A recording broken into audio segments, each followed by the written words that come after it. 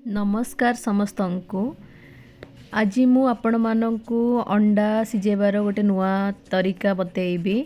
Office काम सरला परे मु सीधा किचन को आसिली, फ्रिज खोलिक देखिली, फ्रिज रु 6टा अंडा नेली। आपण जदि प्रेशर कुकर रे अंडा सिझौचंती तेबे गैस भी कम खर्च हबो, अंडा भी शीघ्र सिझी जिवो। तापरे मु एक होममेड मसाला बनैली। तो देखंतु मुझे होममेड मसाला पाई कौन कौन सबू सामग्री नहीं। तो यहाँ पर मु पैन गरम कली, पैन रे ये सबू गोटा मसाला सबू पकईकी ताकू पाउडर करके चूरी देली। तो मोर हो गला होममेड मसाला जो यही तरकारी मु पकेबी। तो तापरे मु कड़ाई बसैली, कड़ाई रे तेल देकी मु अंडा को फ्राए कली। तापरे एठी देखंतु मु 2टा कलर कैप्सिकम भी नहीं जाइए, कैप्सिकम भी एथिरे पड़िबो। तो 2टा कलर कैप्सिकम को मु भल भाव में काटिकी साइड करके रखीदेली। तापरे अंडा को जो फ्राए करी से अंडा गुड़ाक मु फ्राए करथिबा अंडा सब गोटे बाउल को काढ़ी रखीदेली। तापरे फुटेबा पे मु पियाज नहीं, तो पियाज को काटिकी भी रखीदेली।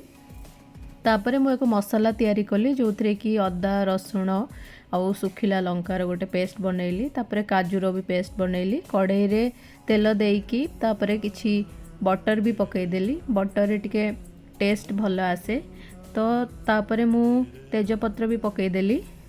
तो तापरे ये सब होला परे मु पियाज पकईदेली। पियाज को लाल हवा पर्यंत टिके फ्राए कली। तापरे जो पेस्ट रखी थी अदा रसुणर से पेस्ट रू टिके नाको पकईली। तापरे जो मसाला पाउडर बनैक रखी थी से मसाला पाउडर भी पकईली। देखंतु केते सुंदर कलर आसी जाइए। तापरे मु टिके दही पकईली, काजू पेस्ट भी पकईली। पकईकी भल भाव में ताकू कसिली, जेम तेल छाड़ा पर्यंत आपण मैंने कसिबे। दही पकईले माने टिके सिम करके गैस को कसिले ही भल हम, ना फाटिजिवो। तापरे अमूल रो फ्रेश क्रीम मु पकईदेली।